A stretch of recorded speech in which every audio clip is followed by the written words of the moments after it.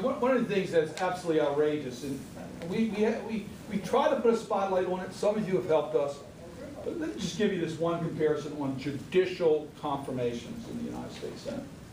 When George W. Bush was president, it took approximately 30 days after the Judiciary Committee approved a nomination, recommended its confirmation, before the United States Senate confirmed that appointment. About 1 month. Some could argue it should be done faster than that, but that's how we responded to George W. Bush's nominations. For Barack Obama, it's taking on average over 130 days after the Judiciary Committee has approved a nomination. Most are unanimously approved. Most are not controversial whatsoever. And it's taking 130 days on average. It is an intentional action on behalf of the Republicans to block this administration from getting their judges on the court. It's an intentional. It is an affront to justice because we have a lot of areas with critical vacancies that need to be filled.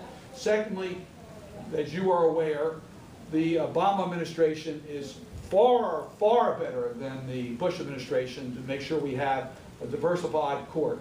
So for all those reasons, we really need to change that. I have some ideas for changing it. Okay, exactly. My point is that we get it. Republicans are jerks. So, but what are you guys going to do about it in the Senate? Well, I think you got to change the Senate rules. Okay, good. I think you got to change the Senate rules. Now we have a couple suggestions.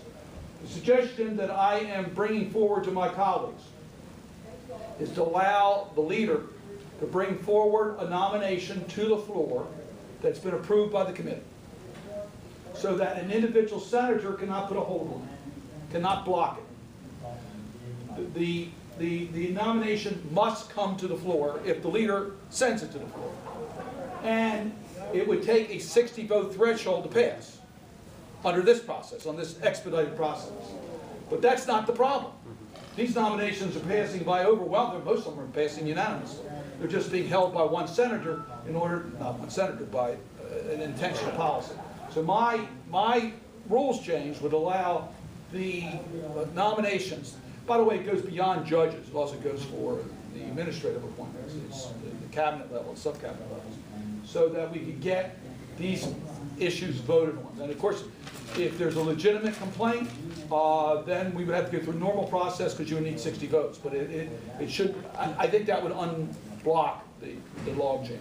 I got some other Senate rule changes, but that's the one to deal with appointments. Yes. So Senator Cardin, the Democratic Senate had an opportunity to do this 2 years ago and didn't.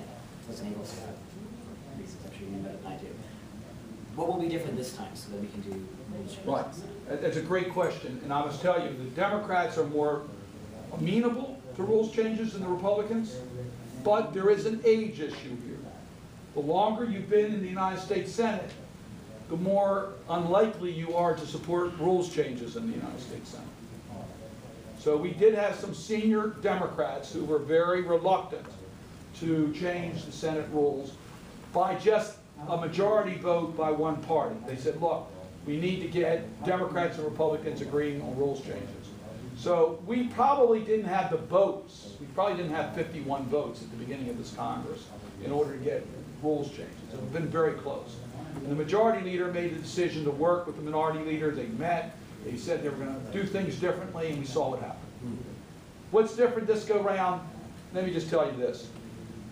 If I'm reelected, and if every incumbent member of the Senate who's more senior than me is reelected, both Democrat or Republican, I've been there for one term.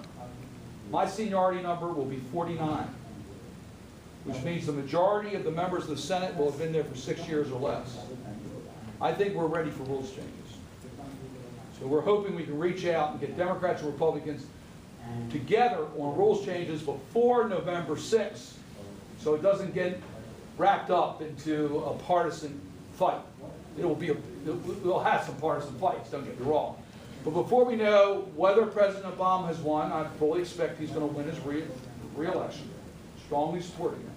But regardless of which party's in the White House, regardless what party controls the Senate, we should vote on nomination.